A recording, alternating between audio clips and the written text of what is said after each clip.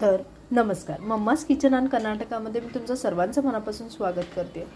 तर आज मी तुमच्यासोबत शेअर करते चण्याची भाजी ॲज अ स्नॅक्स सुद्धा ही तुम्ही खाऊ शकता।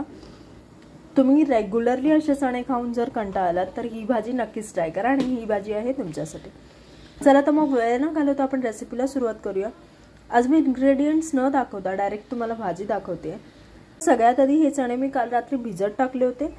आता ह्याला धुवून कुकरला लावलं होतं। कुकरला 7 ते 8 शिट्या झाल्यावर हे शिजलेले आहेत। आता याला मी ओबडधोबड मिक्सरला वाटून घेणार आहे। मी तुम्हाला दाखवते। तर सगळ्यात आधी कढईत टाकते तेल थोडंसं। आता तेलात टाकते जिरा थोडासा, कढीपत्ता, आता टाकणार आहे बारीक चिरलेला कांदा,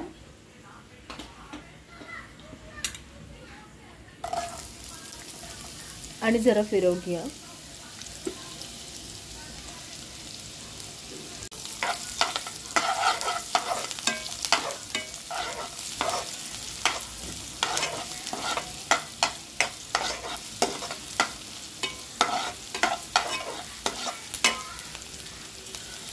तर कांद्याचा कलर चेंज झाला। आता याच्यात ऍड करते टोमॅटो।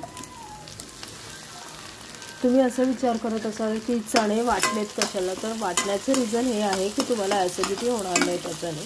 नाही तर मोस्टली जेव्हा आपण ते काळे चणे खातो सगळ्यांना ॲसिडिटी होते। टोमॅटोला तेल सुटले तर याच्यात टाकते मसाले, मीठ,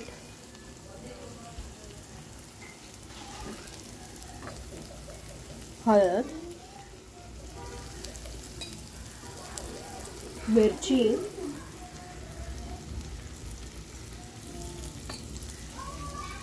अद्रक लसणाची पेस्ट थोडीशी आणि खोबऱ्याचा मसाला थोडासा, आणि आता टाकते जास्त कोथिंबीर आणि हे सगळं फिरवून घ्या, एकत्रित करून घ्या। आता याच्यात ॲड करते जी चण्याचे आपण ओबडधोबड पेस्ट वाटून घेतली होती, एकत्रित करून घ्या। तर ही ओबडधोबड वाटलेली भाजी टाकून अर्धा ते 1 कप पाणी टाकले याच्यात। याला देणार आहे तडका। तर आता आपण देणार आहे फोडणी। तर फोडणीसाठी टाकले तेल, आता टाकते कढीपत्ता। तुम्ही बघताय ना, हा कढीपत्ता घेऊन सुकून आहे ना, मग थोडं सुकच भाजून ठेवलेला आहे। तेलात घातल्यापरी बघताय ना तेल उडतंय का, नाही उडत। म्हणजे वल्ला पण राहिला ना तो उडतो आणि आपला गॅस खराब होणार, अंगावर चिटे होणार, मग खराब होतात ना। तर त्याच्यासाठी हे सगळ्यात बेस्ट आहे। आणि हा आरामात 20 ते 25 दिवस 30 दिवस आरामात वरच राहणार। फ्रीजमध्ये ठेवायची पण गरज नाही आपल्याला। आपल्याकडे जास्त राहिलं की आपण असंच करायचा कढीपत्ता।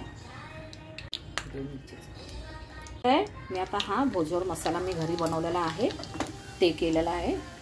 तर आता मी त्याचा तडका देत आहे।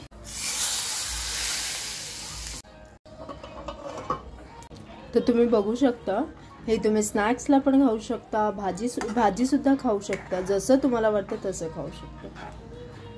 खूपच टेस्टी बनतं, एकदा नक्कीच ट्राय करा। तर तुम्ही बघू शकता चण्याची रसाळ भाजी एकदम रेडी आहे। तर तुम्हाला ही रेसिपी नक्कीच आवडेल आणि आवडली तर नक्कीच लाईक करा, शेअर करा, सबस्क्राईब करा आणि कशी वाटली नक्कीच कॉमेंट करून सांगा। Thanks for watching guys. Like, share and subscribe.